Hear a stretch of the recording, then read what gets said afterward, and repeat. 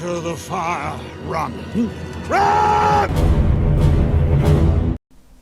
Hello and welcome to a little unboxing video. The three of you will notice there's two Legos in the corner of the screen. I think this will be one of the first dual purpose videos that I do. Those of you that are watching this on Miniature Realms channel may also be aware that I'm a host of a podcast called Out of the Frying Pan, which is Middle-earth strategy battle game based, and obviously we do lots of Lord of the Ringsy things on there. And if you're watching this on Out of the Frying Pan, then I've started using my Miniature Realms channel as well to do kind of unboxings and painting tutorials and all kinds of other stuff and all other game systems there. Some things will fit perfectly in both places, and the plan is to upload them in both places so they can reach different audiences. So this is where we are. So anyway, what have we got today? Well, we've got a brand new release from Games Workshop, a all plastic Treebeard. Been very excited for this for a while. I've got quite big plans for this and a few other Ents. A big display board which I'll hopefully be taking along to Throne of Skulls at Warhammer World later this year if it runs. If not, I will still be doing the display board anyway. Those are people who listen to our audio podcast on, and I'll put some details below for those of you who've not heard it before, but it'll all be in the show notes. I've talked about it an awful lot and I won't bang on about too much here. I'll keep this very much as an unboxing. But here's your box. So you've got your movie artwork. You've got a picture of your updated Treebeard model, including your foot models of Merry and Pippin.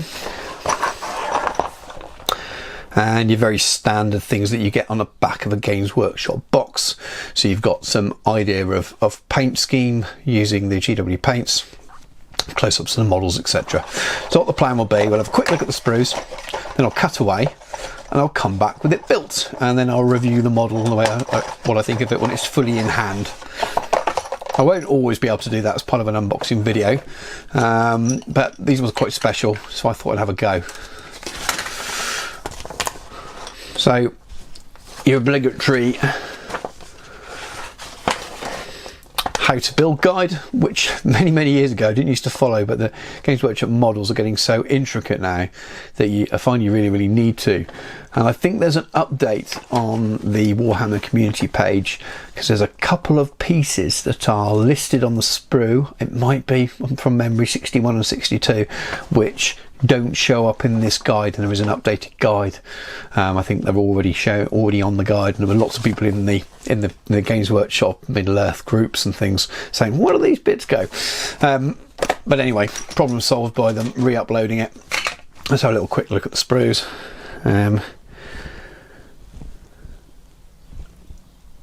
All the kind of stuff you can normally expect from Games Workshop at the moment, whether you're a fan of Games Workshop as a company or its games. And those people watching this on the Miniature Realms channel who are into the historical gaming, not everyone's such a big fan of Games Workshop, but I think most people can appreciate the quality of the miniatures, whether fantasy is your thing or not. And I love this game. I'm quite a fan of Games Workshop as a company anyway. They are a lot more expensive than other options, but that's just it. There are plenty of options. You don't have to buy the stuff. I love Treebeard. He's one of my favourite characters in the books and films. I'm a massive Lord of the Rings nerd, and this is great. I'm really excited for this. I think this was teased, I'm going to get this wrong now, I'm sure it was teased around Christmas time, so we knew it was coming. The metal Treebeard model that existed before was lovely, but slightly too small probably in scale with the later plastic Ents that came out. So it's looking pretty good. I've tried to keep it fairly still so you can fill your screen and you can have a look at the component parts, or we'll flick it over.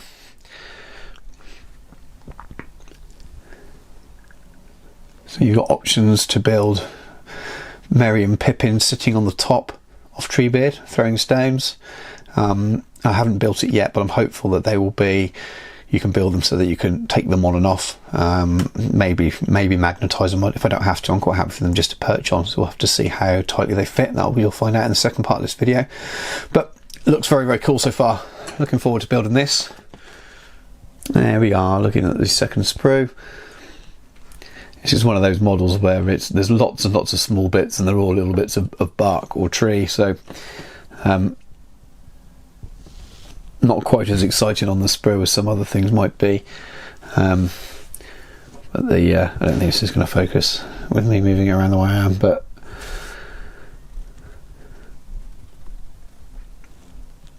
I think the parts are pretty impressive nevertheless. Very, very high quality. I think it might be Gav Newton who's sculpted this.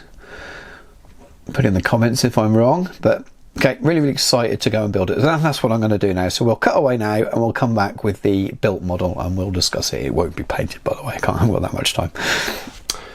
So here we are, one built Treebeard.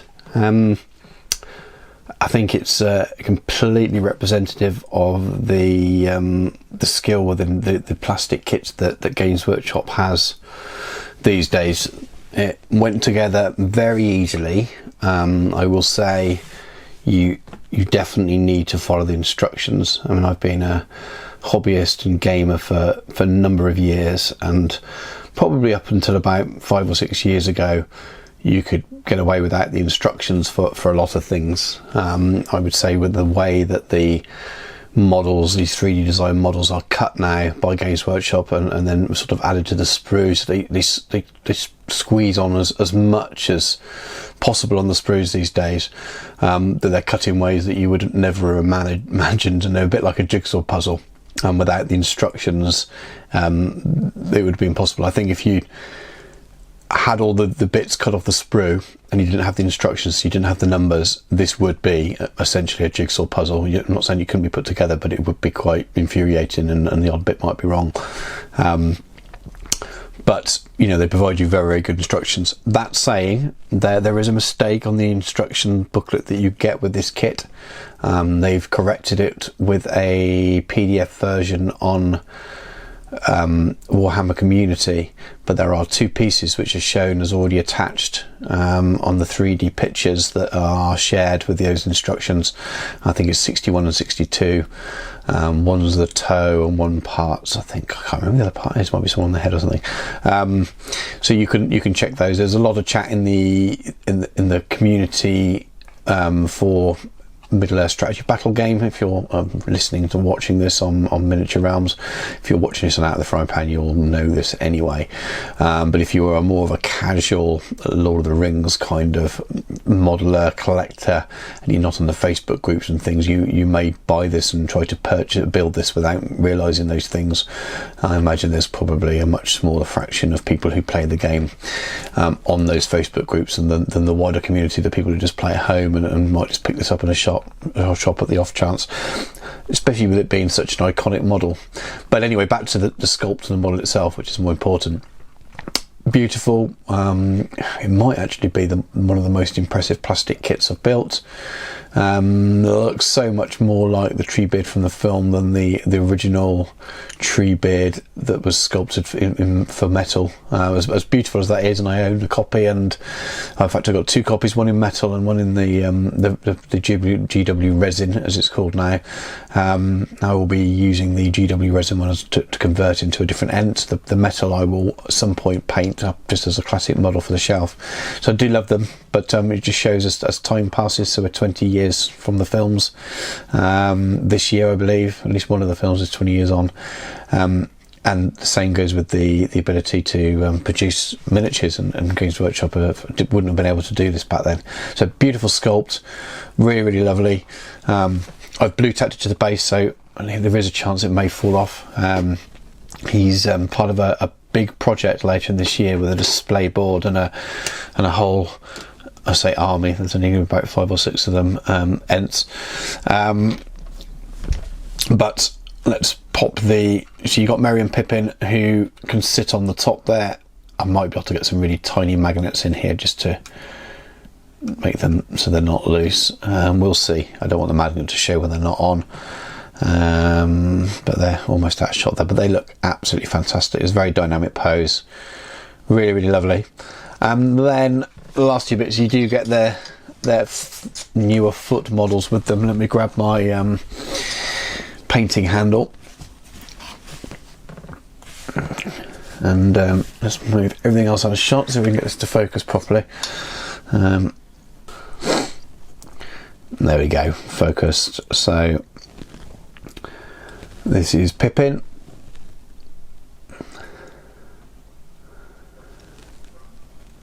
Again, probably the best plastic sculpt of this model. There's a lot of different models for the Fellowship. I produced a number of different sets over the years, from the original metal one, which I have painted, to Breaking of the Fellowship.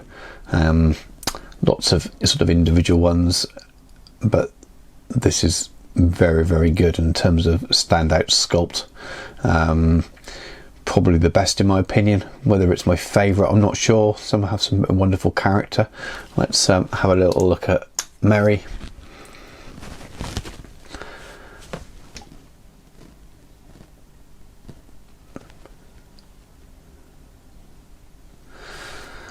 And there we are. So a few jokes online about how happy and how proud Merry is there.